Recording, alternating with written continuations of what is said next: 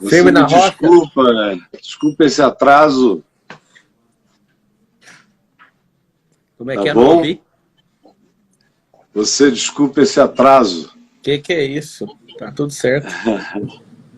Eu tive um probleminha aqui caseiro que me enrolou. Isso nunca acontece, mas de ontem para hoje eu tive duas dificuldades na hora de começar a live. Ontem eu me atrasei 20 minutos e hoje de novo. Aí isso não é hábito, foi só um contratempo.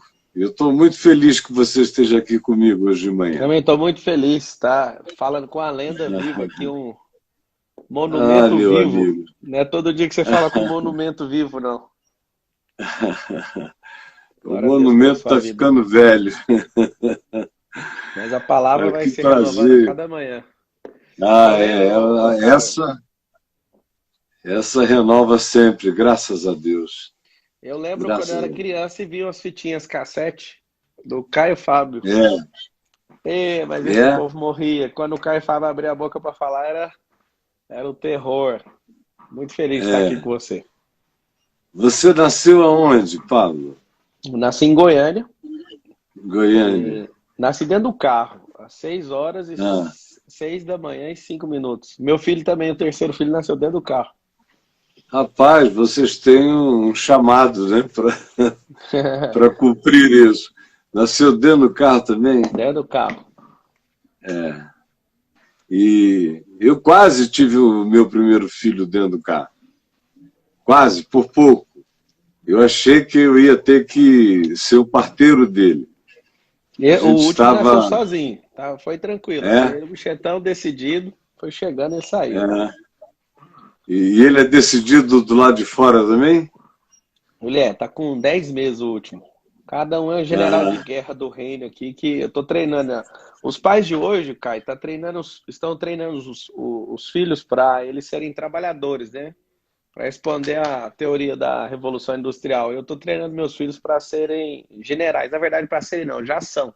Eu estou ah, destravando eles para aquilo que eles sempre foram antes da fundação do mundo. Então, eu não treino ah. eles não têm obrigação de faculdade, nem de ter profissão nenhuma. A obrigação deles é baixar os downloads que tem lá na Terra. Era isso que eu queria trocar ideia com você aqui hoje. Tá Para a gente bom. falar das coisas do reino, as coisas do alto. Aham. E pode falar sobre esse download. Download é o seguinte, todas as coisas já existem no céu, né? E a dificuldade das pessoas é de enxergar essas coisas na Terra. E Uhum. eu vejo que pela maturidade, pelo tempo, pelos erros, por tudo que aconteceu na sua vida, eu vejo que você é um dos homens mais experimentados aí na palavra, um dos poucos que conseguiram interpretar códigos do reino de forma poderosa. E Uhum. o que eu queria era tirar esses códigos seu aqui agora ao vivo. Não tenho nada para falar perante a Vossa Senhoria, não. É, mas na realidade está tudo pronto, né? A gente só precisa se preparar para receber o que está feito. Mas está tudo feito. E eu cada vez tenho mais convicção disso, que a gente nasce, a grande dificuldade é aprender a sintonia do que de fato tem a ver conosco nessa vida.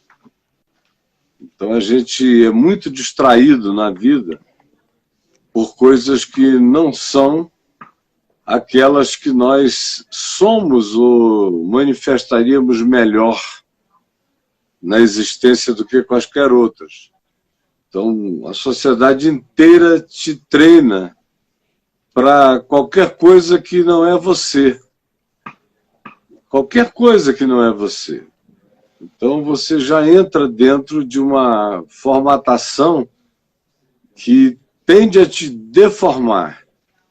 Você entra num treinamento que tende a te condicionar em geral para algo distante daquilo que você melhor faz, porque você aquilo que você faz de melhor. E todas as coisas à nossa volta, aparentemente, não levam isso em consideração. Então, a primeira atividade de um ser humano é acabar tendo que ser totalmente condicionado para algo que não necessariamente vai ser útil a ele, e ele vai ter que depois ter um trabalho enorme para se descondicionar daquelas coisas e tentar aprender o que ele faz de melhor na vida. Eu encontro muita gente assim, que se treinou para aquilo que não é, e se condicionou para aquilo que não tem nada a ver, e que chamou de minha profissão aquilo porque a pessoa não tem dom nenhum. E porque não existe uma escola ou sistemas de ensino não levam em consideração a tua pré-condição estabelecida na tua natureza, ou seja, teu dom, tua vocação, teu sentido, o teu potencial que já está lá plantado em você quando você era uma substância ainda informe, ou até antes disso, já está lá plantado em ti. E aí você é educado para ser o oposto daquilo.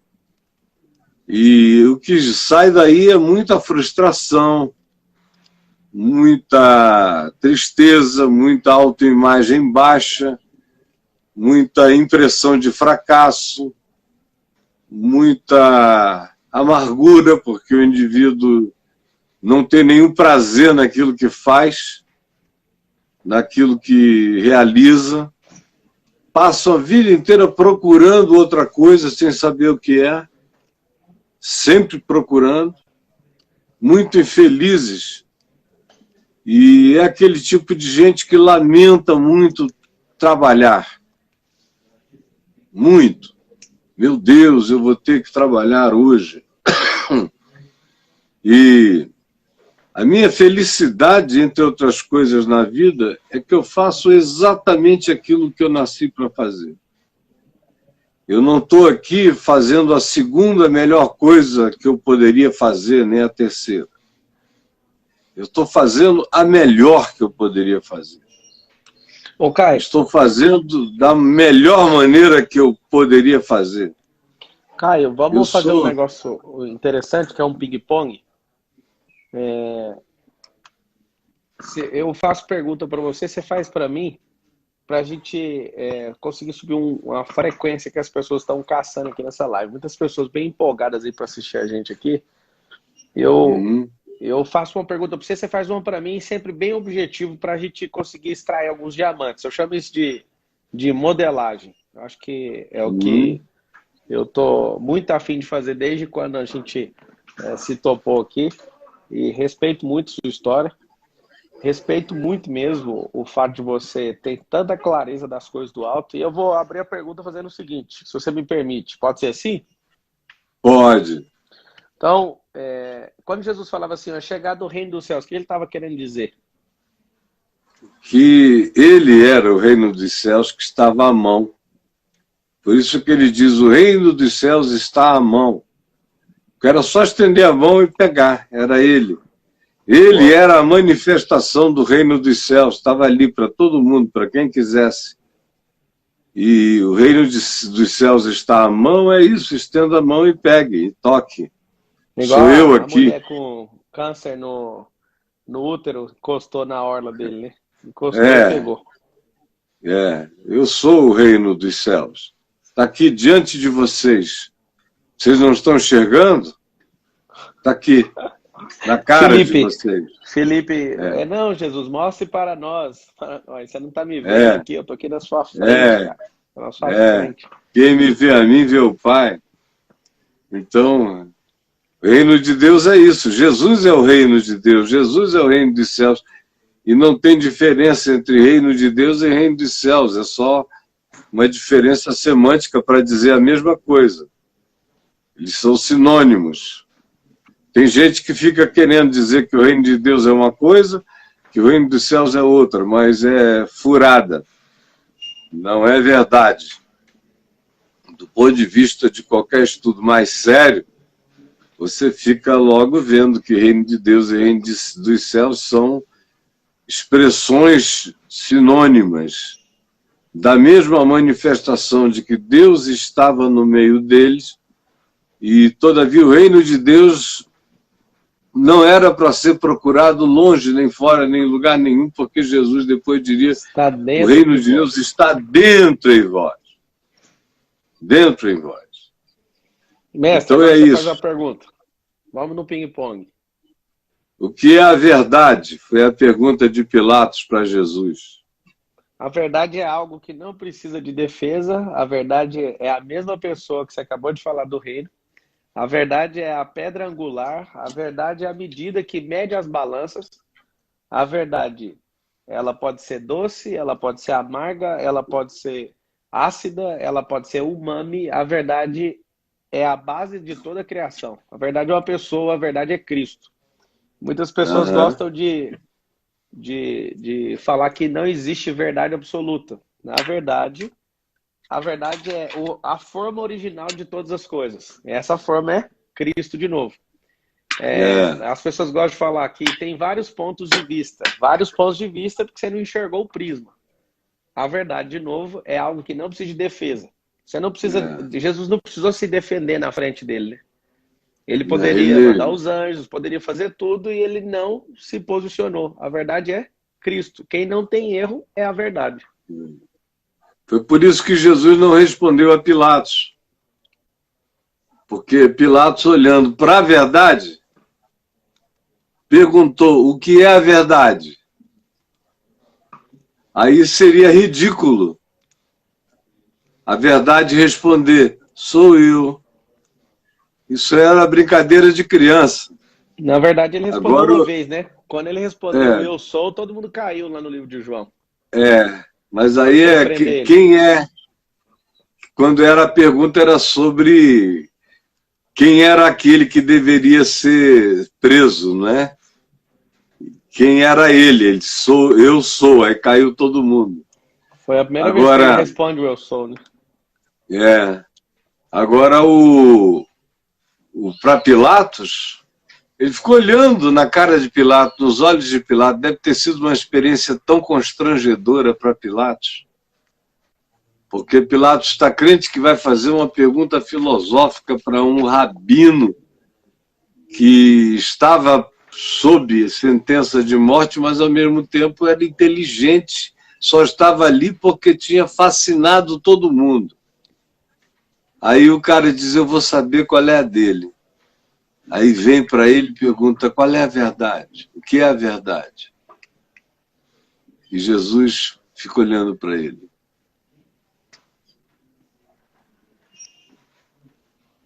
Imagina o constrangimento. Uma das coisas mais pesadas que eu descobri da verdade é que ela não precisa de defesa. Tem alguns religiosos até pipocando aqui nos comentários. O que eles gostam? Eles gostam de ser os tiranos da verdade. Eles gostam de ser os paladinos da verdade. Eles gostam de querer defender algo que não pediu ajuda para eles. A todo tempo, Jesus poderia mandar miríades de anjos a favor dele, e ele não fez nada. A todo tempo, Deus vivo podia fazer, mas a verdade estava sendo cumprida, porque a verdade é a própria palavra. A palavra do Deus vivo se cumprindo, e a verdade foi estabelecida ali. Agora uma pergunta para você, Caio Fábio, que mais uma vez que honra estar aqui falando com você. Minha honra. Honra estar aqui falando com você, que destravou uma geração de pensadores, onde a Bíblia parecia tão obscura aqui nesse país. Na década de 90, ali, década de 80, você era um... Quando eu falo você não mudou, não. Você continua sendo, e você fez o seu handover, né? Sua passagem de bastão.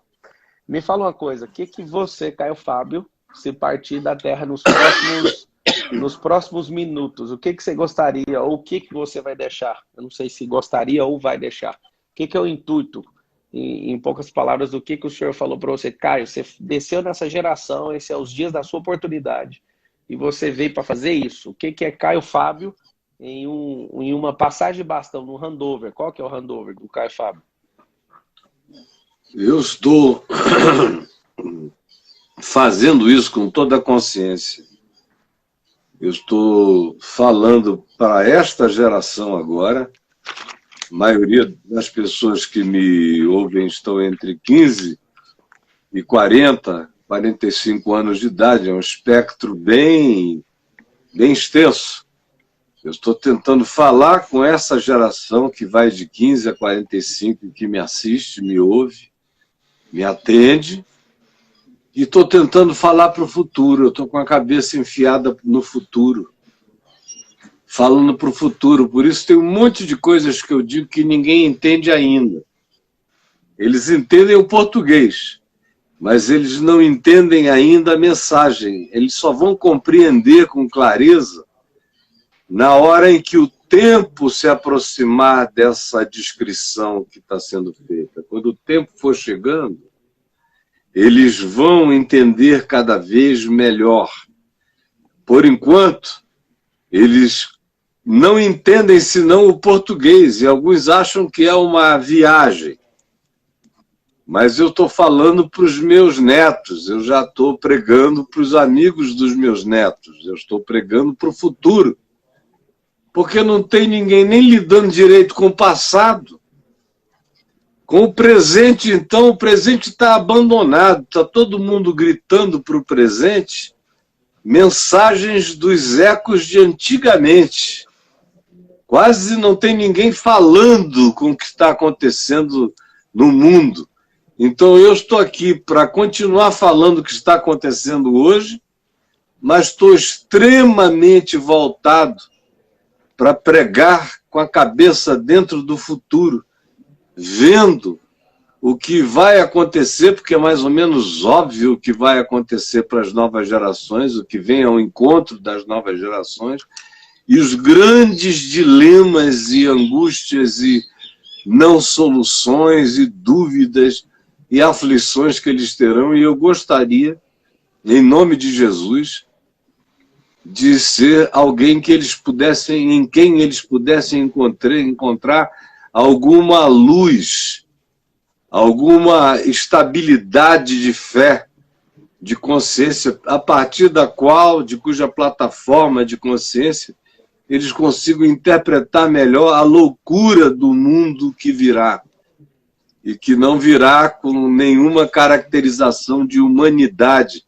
Ao contrário, será um mundo cada vez mais desumanizado em todos os aspectos, da robótica, da inteligência artificial, do que você queira, da engenharia genética, mudando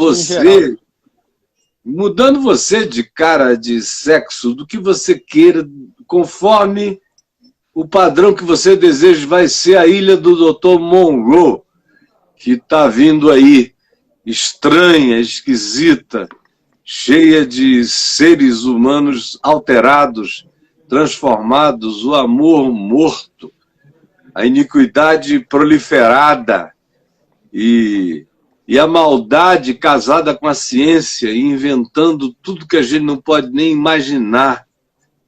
É nesse mundo que meus netinhos mais novos vão ter que crescer. E os amigos deles também. Então, eu estou tentando dizer, ver, entender, discernir um pouco antecipadamente esse futuro, e não necessita ser a antecipação de coisas, mas a antecipação da consciência dos dilemas que virão com as coisas que surgirão. E eu, pessoalmente, me sinto com esse desafio de fazer isso, e faço isso todos os dias. Parabéns pela energia, eu vejo que você investe bastante energia nisso, e eu tenho certeza que o que você está fazendo, está fazendo esse handover, está passando bastão, né? O segredo nosso é multiplicar o talento. Agora a sua pergunta, porque você perguntou uma pesada aquela hora da verdade, agora manda uma mais pesada ainda.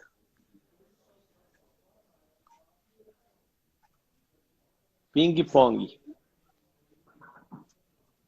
Manda a sua pergunta agora para nós. Para você?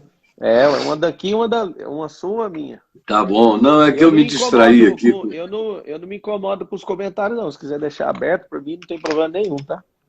É? Não, Eu eu não tirei só para... que eles ficam passando na frente do seu rosto. entendi. Fica à E, vontade, e eu só te aí, falando eu que tirei o não me comentário para ficar incomoda. vendo você melhor. Tá bom. Mas a pergunta que eu quero te fazer é como foi que você, de fato, conheceu Jesus? Depois de muitos anos de religião, eu nunca tinha conhecido Jesus na religião.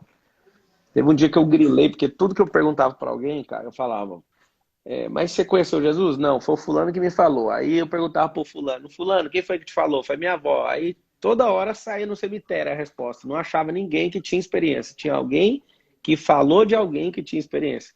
Aí eu tive um grilo violento, eu falei, eu quero ter minha experiência, não vou parar de acreditar nisso aqui, porque isso aqui é mentira. Porque não adianta essa parada de não ter experiência. Eu entendo a maioria das pessoas, o tanto que elas são fracas da fé, porque de fato a fé delas não levaram elas a frequências maiores, a Ah, mentalização, a visualizações maiores. Eu não dou conta, eu não sei como que a pessoa vive na Terra sem enxergar o terceiro céu, por exemplo, sem ter acesso a canal de sabedoria. Eu não sei o que a pessoa está fazendo. Aí eu tive meu grilo, fala isso agora, né? Mas na minha chave, eu fiquei 4 dias acordado e eu falei pro Senhor, eu não vou dormir, eu não vou comer, eu não estou colocando pressão no Senhor, mas eu quero ver sua face, quero ver sua glória e eu vou até o fim para te achar. Porque a palavra fala que se me buscar de madrugada, me acha. Se for sincero de coração, puro de coração, você vai me ver. O que está faltando? Mas eu não quero saber desse negócio de ficar ouvindo os outros falarem de Jesus para mim. Eu quero saber do Senhor aparecer. Por que o Senhor aparece para muçulmano que ninguém pode pregar? O Senhor vai lá e fala, batiza, faz um monte de coisa. Eu quero te ver. Aí tive um grilo. Primeiro dia, estava lá no Rachão, lendo a Bíblia, lendo o livro de João, entendendo. Por que eu fui rastrear João? Porque o João era o discípulo amado, segundo as suas próprias palavras. é, Mas como a palavra é inteiramente inspirada por Deus, o Espírito Santo falou. Ele falou porque é verdade. Ele se sente mais amado, então é o mais amado. Comecei a rastrear o João, como é que ele colocava a cabeça no peito de Jesus, o porquê que ele recebeu a ordem de Jesus para cuidar da mãe dele. E eu falei, por que Jesus tem esse lance? Por que o João foi o único que não foi assassinado? Por que o João ficava falando desse amor de Jesus sem parar? E aí no primeiro dia não aconteceu nada. Virei primeiro dia acordado, só na água, orando, chorando e jejuando, né? Total, fazendo doideira. Segundo dia já me deu medo. Eu ia na porta e trancava e falava, não quero que você entre aqui. Eu já comecei a ficar com medo. Eu falei, meu Deus, o que eu tô fazendo? Virei mais uma noite é, acordado. No terceiro dia, eu comecei a pirar. Aí comecei a fazer, vou fazer uma oferenda para Deus. Comecei a ficar doido mesmo. Vou fazer uma comida como se fosse para Iemanjá, assim, sabe? Vou dar uma oferta, igual Isaac, igual não sei o quê. E aí via, não faz isso não. Aí adorando. Nessa terceira noite que virou pro quarto dia, eu apaguei. Eu estava em cima do sofá lendo a Bíblia e eu caí de cima do sofá. Eu sei pelo jeito que eu acordei, mas na hora que eu caí no chão, ele entrou na minha mente e falou comigo: não vai ser na força do seu braço. Aí ele explicou para mim. E a minha oração que eu tinha desde os meus 11 anos é: mostra para mim o que o Senhor mostrou para o Paulo, que deixou o Paulo tão transtornado.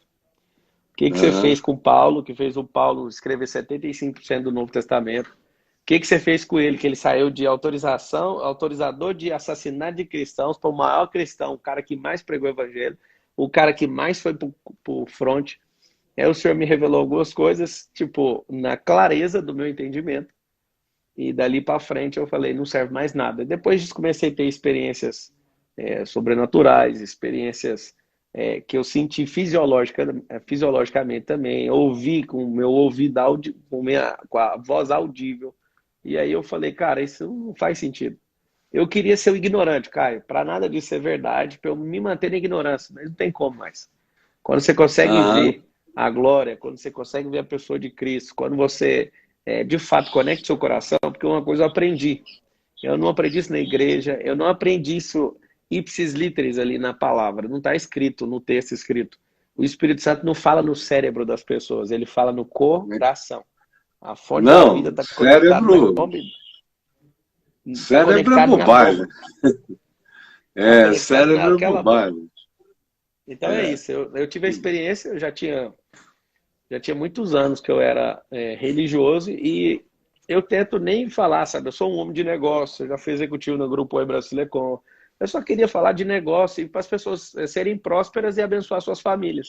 mas meu coração arde, cara. Eu tô falando, eu já publiquei 12 livros. Todos os livros têm que falar a mesma coisa. Tipo, faz você prosperar para isso, para abençoar essa geração. E aí vem os chatinhos, os teólogos, blá, blá, blá, e enche o saco daqui, enche de lá. E eu não me importo com isso. O que eu me importo é o seguinte, eu sou uma faísca, terminando a resposta. Quando eu encontrei com ele, eu entendi quem eu sou. Eu não sou alguém que precisa carregar a glória. Só que a glória quis entrar em mim, então eu a carrego porque ele quis assim. Eu não preciso que a glória tenha meu nome, mas o nome dele está dentro do meu nome. Então, ele está comigo. E o meu alvo, depois que eu encontrei com ele, é subir uma rampa na Nova Jerusalém, tirar o maior instrumento de decoração que um homem pode ter, que é a coroa, e entregar nos pés dele, que eu acho que a coroa que serve para minha cabeça é o mesmo número do pé dele. É o que eu vou fazer, esse é meu alvo de vida, com todos os meus negócios, com os meus filhos, com a minha esposa, com a minha inteligência, com o meu entendimento, com o meu discernimento, com a minha sabedoria, com a sabedoria do alto, com tudo aquilo que eu tenho construído nesses 33 anos. Agora eu vou mandar uma pergunta pra você. Você tem quantos anos, Pablo? 33 anos. Rapaz, você está bem novo. Imagina só o que vem por aí. 33. Vou tocar o terror na terra. Anos. Hã? Chegou a hora de tocar o terror na terra, pegar os códigos das ogivas nucleares do reino e acionar uma por uma, em vários setores, em todos os montes. Você, meu Deus, está assim na hora boa de explodir tudo. 33. E eu tô com 65. Mas aos 36 anos, o planeta era pequeno e as horas eram poucas e o dia era mínimo. E meu coração estava explodindo de um monte de coisas. Todas foram feitas. Todas foram feitas. E eu nunca busquei nada para fazer. As coisas sempre me perseguiram. E eu fui... também. Eu sou perseguido pelas coisas. Me fala e aí eu vou é fazer para você. Pode terminar. É a tua vez. A pergunta para você é: você está com o dobro da minha idade. Eu tenho 33, você vai fazer 66. Eu acho que tem algum encontro espiritual aqui hoje, né? Na verdade, todo o encontro. O que você falaria para mim? Alguém que coloca em primeiro lugar o reino em tudo, absolutamente tudo. Que conselho que você me dá? O Caio Fábio, que já explodiu a mente de muita gente. O Caio Fábio, que na década de 90, 80 para 90, era o cara requisitado pela Rede Globo, que não faz sentido nenhum a Globo consultar um cara do seu nível, porque a gente sabe o histórico de cristianismo e Globo, mas os caras te ouviam para você falar. Você que foi um dos pregadores do nível do apóstolo Paulo nessa geração, de ter uma magnitude no alcance da sua palavra, a palavra que flui através de você.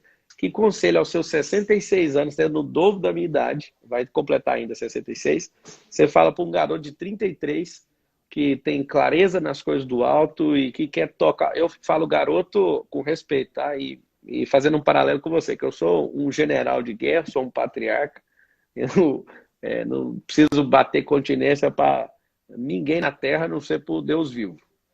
E eu sei que isso parece arrogância, e de certa forma depois eu posso explicar, mas ouvindo você, mestre, eu carinhosamente posso chamar de Gamaliel, só no contexto positivo.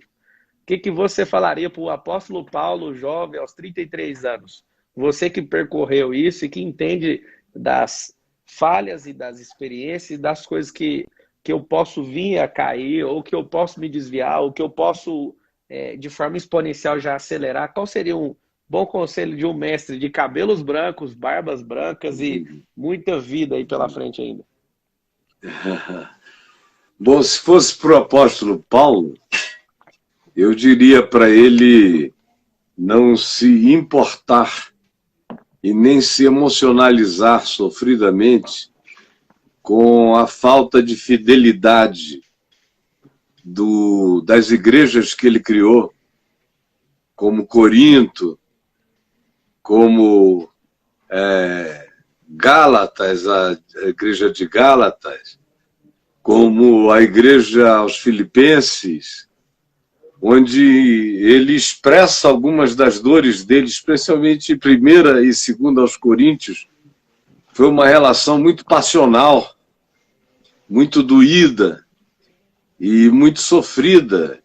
Você lê, a impressão que você tem é que Paulo está respondendo para uma mulher que o abandonou. É o sofrimento de um corno muito forte que você encontra nele, sobre o não reconhecimento dele. Então, se eu tivesse que dizer alguma coisa a ele, o que eu diria era isso. O que eu não poderia dizer ao meu pai, porque meu pai não tinha nada disso. Nesse sentido, meu pai se tornou um homem muito mais maduro do que Paulo, em relação a esses aspectos da vida. Porque meu pai também sofreu um bocado de coisas a esse respeito. E você cria, dá vida, vem a parir, amamenta, põe no peito, veste, limpa a bunda, ajuda, põe em pé, e depois que o cara começa a andar, ele começa a chamar um outro de pai, ele não te reconhece. E era justamente aí que Paulo sofria um desespero. E que as maiores dores dele, você lendo os evangelhos, além dos maus tratos e varadas e chicotadas, que são físicas, as dores de alma, as dores emocionais, todas elas vêm desse sentimento de rejeição, quando as igrejas ficavam ouvindo um falso apóstolo, um falso profeta, corroendo o ensino que ele tinha gasto tempo e vida, e que ele carregava como um bom dispenseiro. Ele não tinha uma Bíblia, ele era o Novo Testamento, ele era os Evangelhos, ele era a palavra. Não tinha nada escrito fora, só estava escrito dentro da mente. E ele sabia que era um dispenseiro fiel desse entendimento.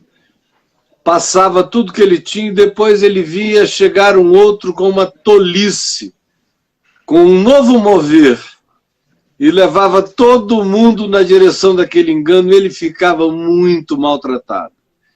Então, se eu tivesse que dizer hoje alguma coisa a ele, e meu pai ainda estivesse vivo, eu pediria para ele passar uns dias com o papai, lá em Manaus, no Amazonas, para ver como é que você pode edificar a coisa mais maravilhosa do mundo, e vem alguém e te joga para lá e começa a criar, numa nova geração, um esquecimento a teu respeito, e ao mesmo tempo o indivíduo saber lidar com isso, sem se fazer mal, sem se angustiar, sem se desesperar, sem se amargurar, sem odiar ninguém, sem ficar magoado, sem se reduzir na ação redutiva do outro contra você em relação ao que ensinava. Acho que o grande problema de Paulo na vida foi esse. Ele tinha uma dificuldade enorme de lidar com rejeições, imensas dificuldades. E Caio, no paralelo, na sua experiência, o que você diria para mim? O Provérbios fala que na multidão de conselheiros há sabedoria.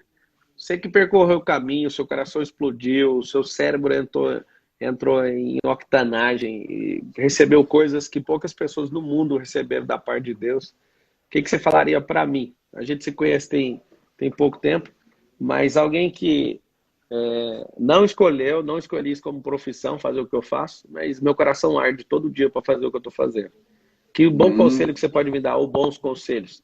Fazendo um paralelo agora que você fez com o Paulo, até quem não me conhece, eu não sabe a história de nome Pablo. Pablo significa Paulo em espanhol. Não que eu queira pegar carona com alguém, mas que conselho que você me daria ao vivo aí? Essa reunião era para ser privada, mas a gente resolveu fazer lá ao vivo.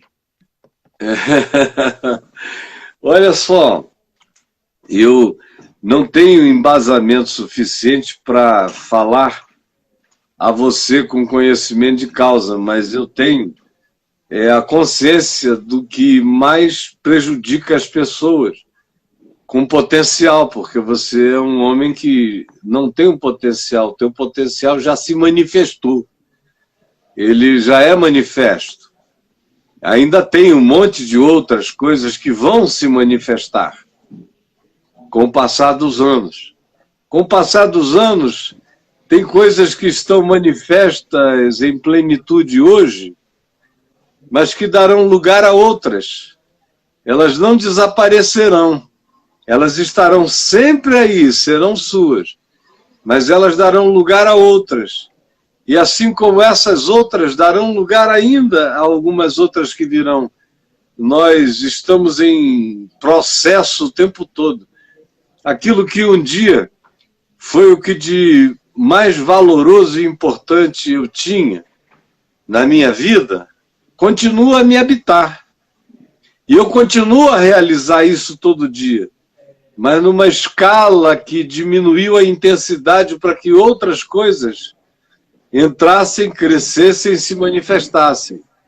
E eu já estou agora num outro momento em que eu sinto que tem uma outra realidade começando a brotar como potencial, que eu sempre identifiquei em mim, mas não era a hora dele chegar. Todas essas coisas, os dons e a vocação de Deus são irreversíveis, mas eles ganham uma determinada alternância de significado à medida em que o tempo vai passando e a nossa vida vai sendo transformada pelo tempo, pela experiência e pelo Espírito Santo, cotidianamente, trabalhando na gente o tempo todo. Então, o que eu diria é o seguinte, o que há de mais importante é não confiar no seu próprio estado mental e nem nas suas próprias conclusões e nem na sua própria inteligência e nem na sua própria sabedoria. Eu, pelo menos, não confio na minha. Não confio mesmo.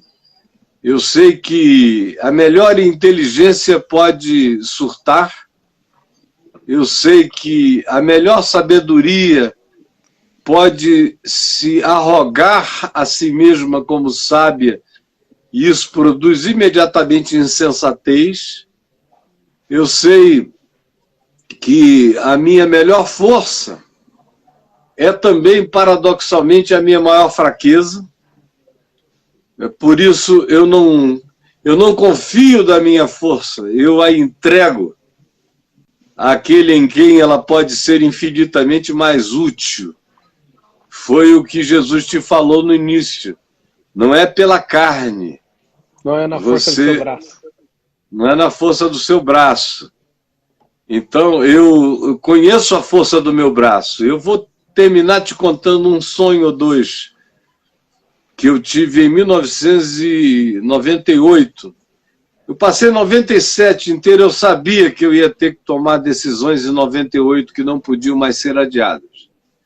Eu era presidente da Associação Evangélica Brasileira, a essa altura eu era presidente emérito da AEVB, eu já tinha deixado a presidência geral porque eu vi que eu estava ali fazendo algo para o que eu não tinha sido chamado. Eu só tinha o poder de fazer, essa é que é a história. Eu só tinha o poder de fazer acontecer, mas não era o meu chamado. Essa é outra coisa horrível para descobrir, é que você, depois de um tempo, tem poder para fazer acontecer quase tudo. Mas não necessariamente você vai realizar aquilo por que você foi chamado para fazer, se você fizer as coisas que você pode fazer. É isso aí. E chegou um momento da minha vida em que eu podia fazer quase tudo. Eu pegava um telefone, eu não precisava ligar para 3 pessoas para falar com a rainha Elizabeth. Bastava eu ligar para uma e eu falava com ela. Eu não precisava ligar para 3 indivíduos para falar com o presidente dos Estados Unidos. Bastava ligar para um, ele me botava em contato com ele. Eu não precisava de nada. Aqui no Brasil eu podia chamar qualquer um. Tinham posto um telefone vermelho na minha mesa com os números de todas as autoridades do país.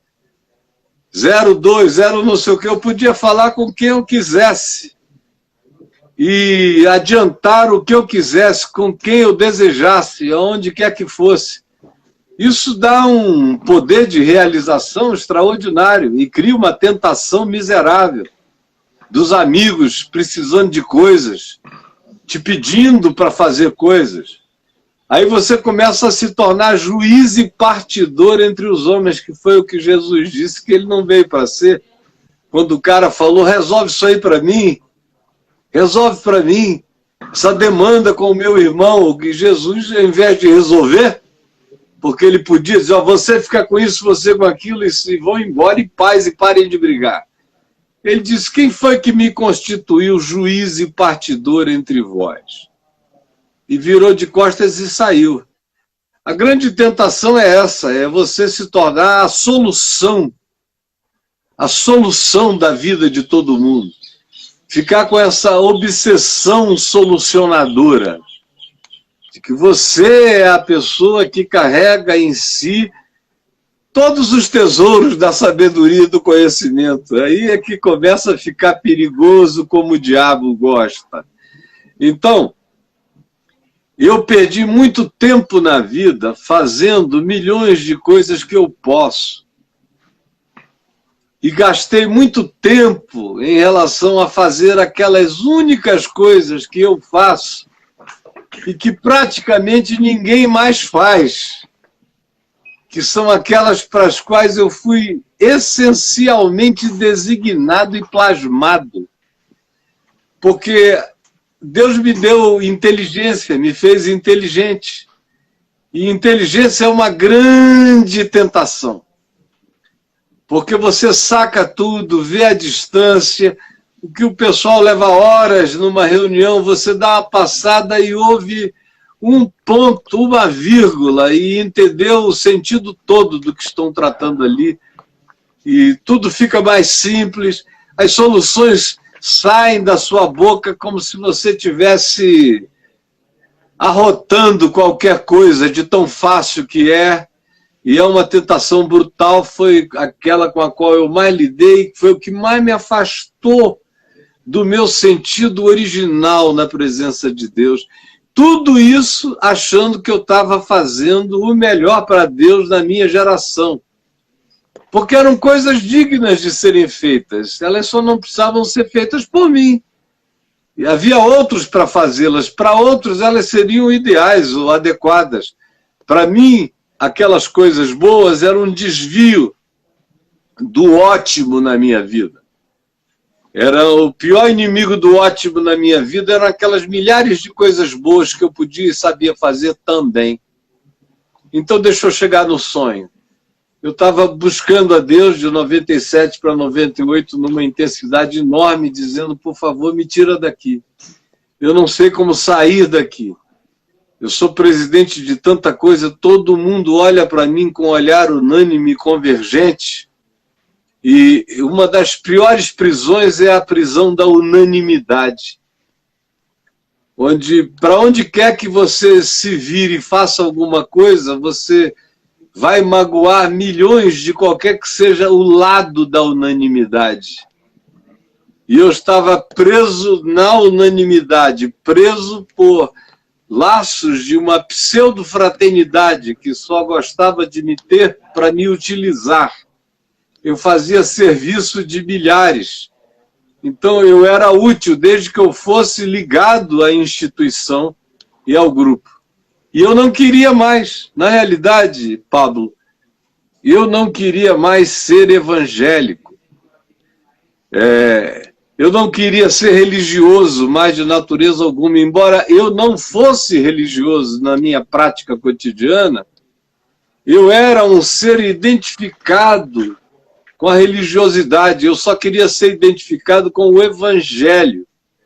E sendo presidente da Associação Evangélica Brasileira, era impossível eu não ser o evangélico mor, o evangélico modelo para eles todos. E eu estava no caminho espiritual oposto. Eu estava cada dia descobrindo mais que eu tinha traído a minha vocação original, deixando aquele monte de bolos e de níveis do jardim suspenso de Nabucodonosor da Babilônia serem erigidos sobre mim. Eu queria voltar para o princípio de tudo. Eu queria voltar para Manaus. Eu queria voltar para os meus 18 anos, quando eu comecei a pregar apaixonada, ardorosa e incontrolavelmente. Eu queria era isto. Era essa simplicidade. Eu estava ali cercado de realezas para todos os lados. Eu saí da manjedoura e fui para a corte. E o meu coração estava angustiado, porque agora eu visitava a pobreza do mundo, e eu tinha um monte de coisas vinculadas à pobreza do mundo que eu fazia e mantinha, mas eram visitas, não tinham a ver com a encarnação da minha vida dentro daquilo ali. Era coisa demais, não dava para eu me encarnar em tantas frentes.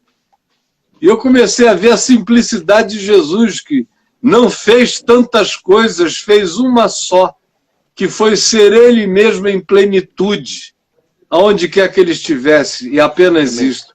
As outras coisas iam decorrendo das circunstâncias. Elas são consequências.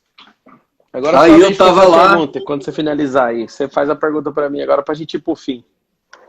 Tá. Da live. Eu estava na Flórida, em Boca Raton, a família estava toda aqui no Brasil naqueles dias, eu comecei a orar, a jejuar, e comecei a ter sonhos, muitos sonhos.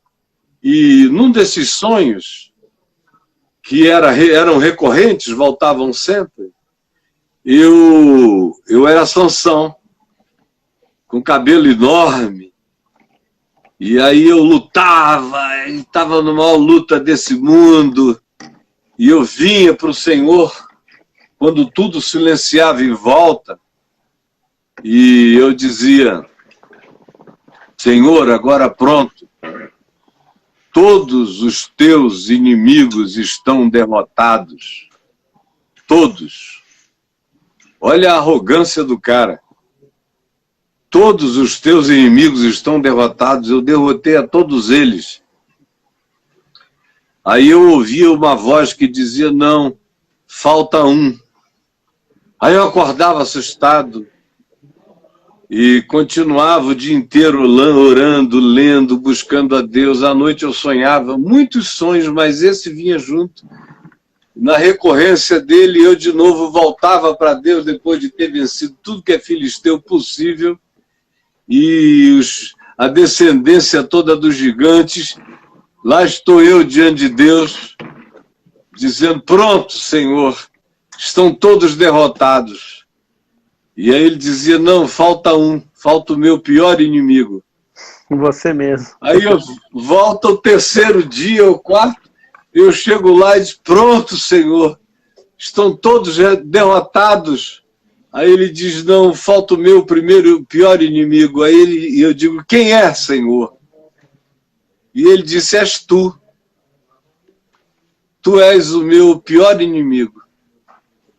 E eu acordei num pânico, num desespero, e com a certeza absoluta de que haveria uma desconstrução brutal na minha vida, que milênios de cascas de dinossauro e de outros seres na evolução paleontológica da minha existência nesse mundo iriam ser tirados, e que eu iria entrar num estado de nudez necessária, e tudo isso veio à minha vida com uma convicção enorme. Eu não procurei nada, mas tudo começou a acontecer de abril de 98 em diante. Menos de um ano depois, o processo ganhou vida de si mesmo. Quando eu vi, estava tudo realizado, e aí eu teria 1 trilhão de outros sonhos. Eu sou um homem que sonho muito, e os meus sonhos são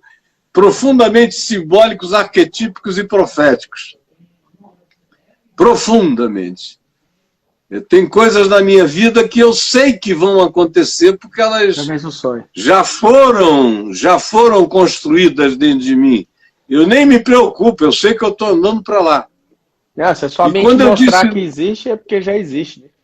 Deus te deu a chance de mostrar a visão, ele vai liberar a provisão. Caio, se você não importar, vamos para... Você pode fazer a última pergunta, que eu preciso de sair, que a gente atrasou aí por alguns motivos aí pessoais seus. Manda a última pergunta que a gente vai para o fim. Tem 4.300 pessoas nos assistindo. Eu peguei códigos preciosos te ouvindo.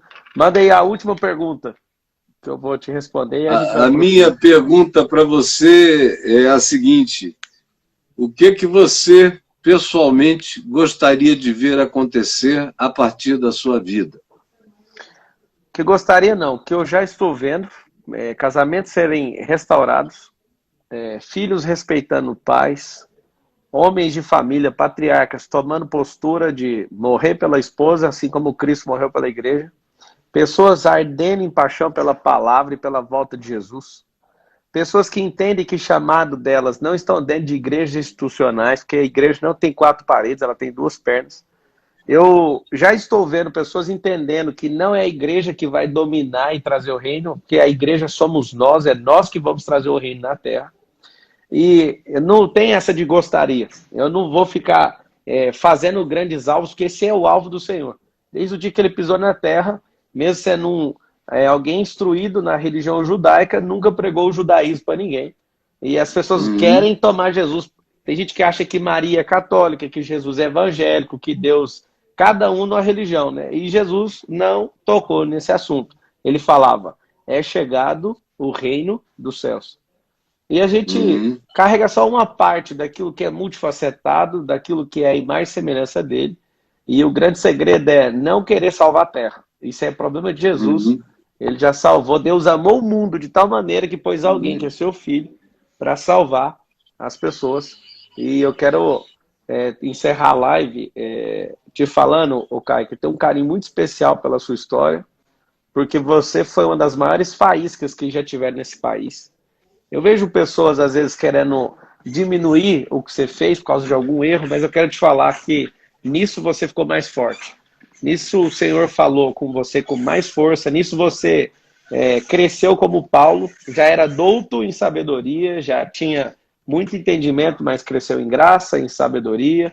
E eu quero te falar que o que você plantou lá atrás, a gente está colhendo agora. Muitas vezes, por conta do desânimo ou de gente só frustrada que quer falar mal de você, ou mal de mim, de toda árvore frutífera as pessoas vão falar mal. Ou de todo o sistema que não funciona do jeito que o sistema anterior estava funcionando. Então, os grandes avivamentos eram bênção enquanto estavam no momento. Por exemplo, a Rua Azusa era criticada. E depois, a Rua Azusa começou a criticar o próximo mover. Todo mover anterior que parou de se mover vai virar monumento. E todo monumento quer engolir o próximo mover. E Deus se move, tá? Isso na criação. Eu quero deixar um beijão no seu coração. Longa vida por tudo que você tem feito na terra. Por toda a palavra de sabedoria que saiu através de você. Nós sabemos que tem gente que gosta de falar que a gente não é nada, mas se a gente fosse nada, a gente não era imagem e semelhança dele.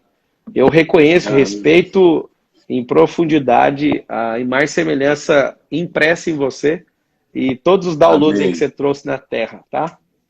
Amém, agradeço meu pelo querido. Agradeço pelo convite e participar da sua live. E esse é o primeiro. Vamos ter outros encontros com a graça de Deus. E eu vejo você falando, eu, de certa forma, me vejo em você em muitos aspectos. E só Deus sabe por quê. Onde esses cruzamentos no Evangelho, e todos eles aconteceram no Evangelho, se deram porque eu olho para você e eu me vejo em intensidade, em alegria, em certeza, em convicção, em apropriação. Eu me vejo em todas essas dimensões na tua vida. E no que você acabou de me dizer e no que você disse ontem e antes. E eu desejo de todo o meu coração mesmo que tudo isso cresça e aumente. E a última coisa é: o que é de Deus é absolutamente simples. De modo que aonde quer que haja caminho de complicação, a vereda de Deus não passa por aí. Então, eu não preciso de muitas voltas. O caminho de Deus é simples e é reto, é bom e é puro. E é essa vereda que eu busco andar e é essa vereda que eu tenho certeza que nela você busca andar também. É tomar cuidado com as novas invenções. Você falou em monumento. A frase da época era basicamente a seguinte: tudo começa com um movimento que se transforma, é um mover que se transforma num movimento que acaba se transformando num monumento e que termina como um mausoléu. Essa é a sequência de tudo que a gente vê na história humana. É um mover, um coração apaixonado. Aí logo depois aquilo vira um grande movimento. Logo depois aquele grande movimento vai se transformar num monumento, em honra do movimento. E o próximo passo é que vai virar um mausoléu. E, na verdade, se tiver um imperador na ponta, vai perseguir o próximo mover. E se você tiver o coração livre, isso para acontecer, eu falei monumento, mas a questão simbólica é a sua pessoa, e todo respeito. Só que quando tiver um imperador na ponta, ele vai fazer igual o Nimrod, vai montar uma armadilha para as pessoas subirem e colocarem um nome. Todo monumento tem que ter um nome poderoso lá na ponta, e eu sei que aqueles que são apaixonados pelo reino não usam dos seus próprios nomes para colocar na ponta de uma coluna vertical. De nada, né? Normalmente a atratividade é essa. Colabora aqui que o teu nome vai ficar impresso. É isso. E no reino de Deus nada disso é assim. Olha, meu querido, se eu pudesse eu te dava um beijo. É nóis. Receba meu beijo carinhoso. Obrigado pelas palavras de sabedoria, pela sua experiência, pelo seu tempo. Que o Senhor te faça prosperar ainda mais. Obrigado por tudo. A ti também. Queimou no meu coração o recado que você vai entender. A figueira vai florescer. A figueira, você sabe. A figueira viva. Ela vai voltar a florescer. Amém. Como antes. Receba meu amor, meu querido. Tamo junto. Beijo na sua mulher e nos seus filhos. Valeu. Beijo para a família também. Um abraço. Coisa linda. Deus te guarde, querido. Amém. Tchau.